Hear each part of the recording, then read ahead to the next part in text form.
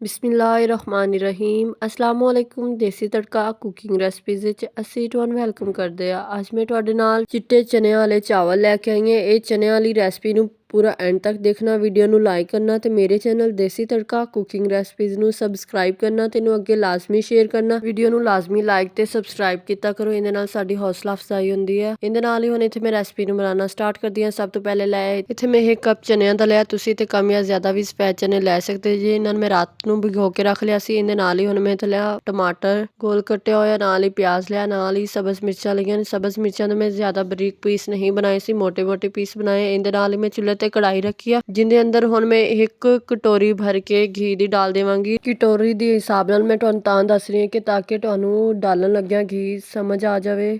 ਇੱਥੇ ਘੀ ਕਾਫੀ ਗਰਮ ਹੋ ਚੁੱਕਿਆ। ਹੁਣ ਇਹਦੇ 'ਚ ਮੈਂ ਡਾਲ ਦੇਵਾਂਗੀ ਬਰੀਕ ਕੱਟਿਆ ਹੋਇਆ ਪਿਆਜ਼, ਜਿਹੜਾ ਮੈਂ ਤੁਹਾਨੂੰ ਪਹਿਲਾਂ ਦਿਖਾ ਦਿੱਤਾ ਸੀ। ਤੁਸੀਂ ਵੀ ਸੇਮ ਇਸੇ ਤਰ੍ਹਾਂ ਹੀ ਇਹਦੇ 'ਚ ਪਿਆਜ਼ ਡਾਲ ਲੈਣਾ। ਇੱਥੇ ਮੈਂ ਰੈੱਡ ਕਲਰ ਦਾ ਪਿਆਜ਼ ਇਸਤੇਮਾਲ ਕਰ ਰਹੀ ਹਾਂ। ਪਿਆਜ਼ਾਂ ਦੀਆਂ ਵੀ 2 ਕਿਸਮਾਂ ਹੁੰਦੀਆਂ ਨੇ। ਇਹਦੇ ਨਾਲ ਇੱਥੇ ਮੈਂ ਸਫੈਦ ਦੀ ਪਿਆਜ਼ ਨਹੀਂ, ਰੈੱਡ ਪਿਆਜ਼ ਇਸਤੇਮਾਲ ਕੀਤਾ। ਇਹਦੇ ਨਾਲ ਹੁਣ ਇੱਥੇ ਕਾਫੀ ਫਰਾਈ ਹੋ ਚੁੱਕਿਆ ਹੈ। ਇਹਨੂੰ ਗੋਲਡਨ ਕਲਰ ਲਿਆਉਣ ਤੱਕ ਮੈਂ ਇਸੇ ਤਰ੍ਹਾਂ ਮਜ਼ੀਦ ਹੋਰ ਫਰਾਈ ਕਰਾਂਗੀ। ਇਹਨੂੰ ਫਰਾਈ ਕਰਦੇ ਹੋਇਆ 2 ਤੋਂ 3 ਮਿੰਟ ਮੈਨੂੰ ਹੋ ਚੁੱਕੇ ਸੀ ਤੇ ਪਿਆਜ਼ ਕਾਫੀ ਫਰਾਈ ਹੋ ਗਿਆ। ਇਹਦੇ ਨਾਲ ਹੀ ਹੁਣ ਇਹਦੇ 'ਚ ਮੈਂ ਡਾਲ ਦੇਵਾਂਗੀ ਲਸਣ। ਇਹ ਲਸਣ ਨੂੰ ਮੈਂ ਪਹਿਲੇ ਕੁੱਟ ਲਿਆ ਸੀ। ਲਸਣ ਦਾ ਇਸਤੇਮਾਲ ਆਪਣੇ ਖਾਣਿਆਂ 'ਚ ਜ਼ਿਆਦਾ ਤੋਂ ਜ਼ਿਆਦਾ ਕੀਤਾ ਕਰੋ। ਇਹ ਆਪਾਂ ਨੂੰ ਮੁਖਤਲਿਫ ਬਿਮਾਰੀਆਂ ਤੋਂ ਬਚਾਉਂਦਾ। ਸ਼ੂਗਰ, ਦਮਾ ਤੇ ਕੈਂਸਰ ਜੈਸੀਆਂ ਖਤਰਨਾਕ ਬਿਮਾਰੀਆਂ ਤੋਂ ਆਪਾਂ ਨੂੰ ਬਚਾਉਣ ਲਈ ਇਹ ਬਹੁਤ ਹੀ ਮੁਫੀਦ ਆ। ਇਸ ਲਈ ਤੁਸੀਂ ਜਿਹੜਾ ਵੀ ਸਾਲਨ ਬਣਾਓ ਉਹਦੇ ਵਿੱਚ ਲਸਣ ਲਾਜ਼ਮੀ ਡਾਲਿਆ ਕਰੋ। ਇਹਦੇ ਨਾਲ ਹੀ ਹੁਣ ਮੈਂ ਲਸਣ ਨੂੰ ਡਾਲਣ ਤੋਂ ਬਾਅਦ ਇਹਨੂੰ ਅੱਛੀ ਤਰ੍ਹਾਂ ਫਰਾਈ ਕਰ ਲਵਾਂਗੀ।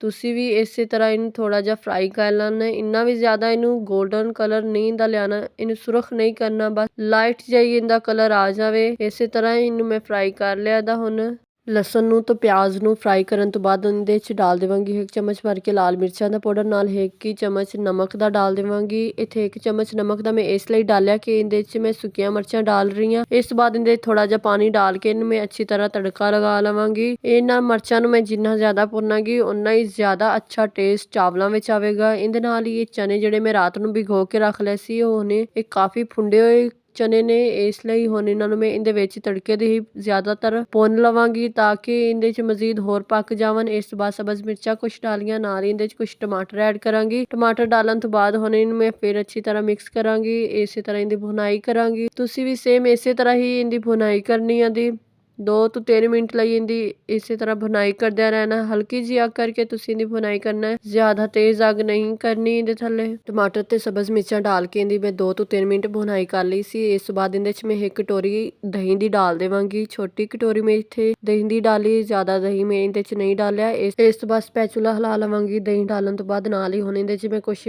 ਅਦਰਕ ਕੁੱਟੀ ਹੋਈ ਡਾਲਾਂਗੀ। ਅਦਰਕ ਤੁਸੀਂ ਬਰੀਕ ਇਹਦਾ ਪੇਸਟ ਬਣਾ ਲੈਣਾ ਹੈ। ਇਸ ਤੋਂ ਬਾਅਦ ਇਹਦੇ 'ਚ ਮੈਂ ਡਾਲ ਦੇਵਾਂਗੀ ਨਾਲ ਕੁਛ ਮਸਾਲੇ। ਤੁਸੀਂ ਆਪਣੀ ਮਰਜ਼ੀ ਦੇ ਨਾਲ ਜੋ ਚਾਹੋ ਇਹਦੇ 'ਚ ਮਸਾਲੇ ਡਾਲ ਸਕਦੇ ਜੇ। ਇੱਥੇ ਮੈਂ ਦਾਲਚੀਨੀ, ਲੌਂਗ ਤੇ ਕੁਛ ਕਾਲੀਆਂ ਮਿਰਚਾਂ ਤੇ ਨਾਲ ਹੀ ਕੁਝ ਥੋੜਾ ਜਿਹਾ ਜ਼ੀਰਾ ਡਾਲ ਦਿੱਤਾ। ਇਹਨਾਂ ਨੂੰ ਮੈਂ ਜ਼ਿਆਦਾ ਵੀ ਸਪਾਈਸੀ ਨਹੀਂ ਬਣਾ ਰਹੀ ਚਾਵਲਾਂ ਨੂੰ, ਇੰਨਾ ਜ਼ਿਆਦਾ ਸਪਾਈਸੀ ਨਹੀਂ ਕਿ ਕੋਈ ਖਾ ਹੀ ਨਾ ਸਕੇ। ਇਸ ਵਾਸਤੇ ਬਸ ਨੋਰਮਲ ਜਿਹੀ ਸਪਾਈਸੀ ਆ, ਇੰਨੇ ਜ਼ਿਆਦਾ ਸਪਾਈਸੀ ਚਾਵਲ ਨਹੀਂ ਬਣਾਵਾਂਗੀ। ਬਸ ਇਸੇ ਤਰ੍ਹਾਂ ਇਹਦੀ ਮੈਂ ਹੋਰ ਮਜ਼ੀਦ 2 ਤੋਂ 3 ਮਿੰਟ ਲਈ ਭੁਨਾਈ ਕਰ ਲਵਾਂਗੀ। ਤੁਸੀਂ ਸੇਮ ਇਸੇ ਤਰ੍ਹਾਂ ਹੀ ਇਹ ਤੜਕਾ ਬਣਾ ਕੇ ਤਿਆਰ ਕਰਨਾ ਹੈ। ਅਗਰ ਸੇਮ ਇਸੇ ਤਰ੍ਹਾਂ ਹੀ ਇਹ ਚਾਵਲਾਂ ਵਾਲਾ ਚਨਿਆਂ ਦਾ ਤੜਕਾ ਬਣਾ ਕੇ ਤਿਆਰ ਕਰੋਗੇ ਤੇ ਤੁਹਾਨੂੰ ਮੈਂ ਦੱਸ ਨਹੀਂ ਸਕਦੀ ਕਿ ਇੰਨੇ ਮਜ਼ੇਦਾਰ ਚਾਵਲ ਇਹ ਬਣਾ ਕੇ ਤੁਸੀਂ ਤਿਆਰ ਕਰੋਗੇ ਕਿ ਤੁਹਾਡੇ ਘਰ ਵਾਲੇ ਵੀ ਹੈਰਾਨ ਰਹਿ ਜਾਣਗੇ ਕਿ ਤੁਸੀਂ ਚਾਵਲਾਂ 'ਚ ਡਾਲਿਆ ਕਿ ਬਸ ਤੁਹਾਡੇ ਘਰ ਦੀਆਂ ਮੌਜੂਦ ਚੀਜ਼ਾਂ ਦੇ ਨਾਲ, ਜਿਨ੍ਹਾਂ ਨਾਲ ਤੁਸੀਂ ਪਹਿਲੇ ਚਾਵਲ ਬਣਾ ਕੇ ਤਿਆਰ ਕਰਦੇ ਹੋ, ਉਹੀ ਚੀਜ਼ਾਂ ਮੈਂ ਇਹਦੇ 'ਚ ਇਸਤੇਮਾਲ ਕਰੀਆਂ। ਕੋਈ ਐਕਸਟਰਾ ਚੀਜ਼ ਇਹਦੇ 'ਚ ਮੈਂ ਨਹੀਂ ਡਾਲੀ। ਇਸ ਤੋਂ ਬਾਅਦ ਇਹਦੇ 'ਚ ਹੁਣ ਮੈਂ ਡਾਲ ਦੇਵਾਂਗੀ ਪਾਣੀ 4 ਗਲਾਸ। ਇੱਥੇ ਮੈਂ 2 ਗਲਾਸ ਚਾਵਲ ਲਿਆ ਸੀ, ਜਿਨ੍ਹਾਂ ਨੂੰ ਮੈਂ ਪਹਿਲਾਂ ਅਲੱਗ ਭਿਗੋ ਕੇ ਰੱਖ ਲਿਆ ਸੀ। ਇਹਦੇ ਨਾਲ ਹੀ ਹੁਣ ਇਹਦੇ 'ਚ ਮੈਂ 4 ਗਲਾਸ ਪਾਣੀ ਦੇ ਡਾਲ ਦਿੱਤੇ ਨੇ। ਤੁਹਾਨੂੰ ਦਿਖਾਉਂਦੀ ਵੀ ਜਾਵਾਂ ਕਿ ਮੈਂ ਗਲਾਸ ਇਹਦੇ 'ਚ ਪਾਣੀ ਡਾਲ ਦਿੱਤੇ ਨੇ 4। ਇਸ ਤੋਂ ਬਾਅਦ ਇਹਨੂੰ ਮੈਂ ਢੱਕ ਦੇਵਾਂਗੀ ਹਲਕੀ ਜਿਹੀ ਅੱਗ ਕਰਕੇ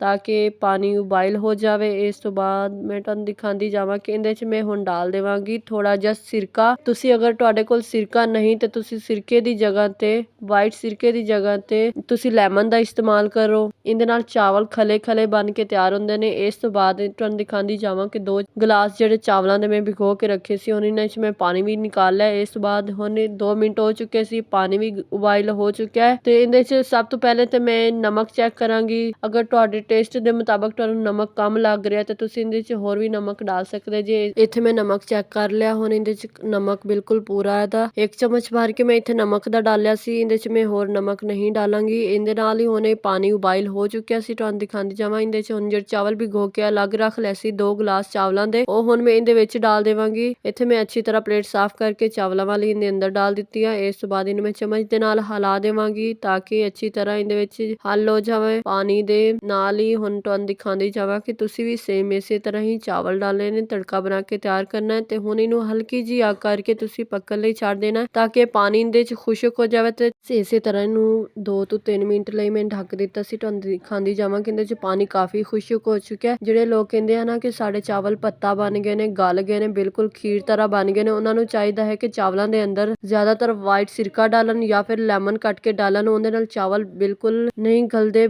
ਖਲੇ ਖਲੇ ਚਾਵਲ ਬਣ ਕੇ ਤਿਆਰ ਹੁੰਦੇ ਨੇ।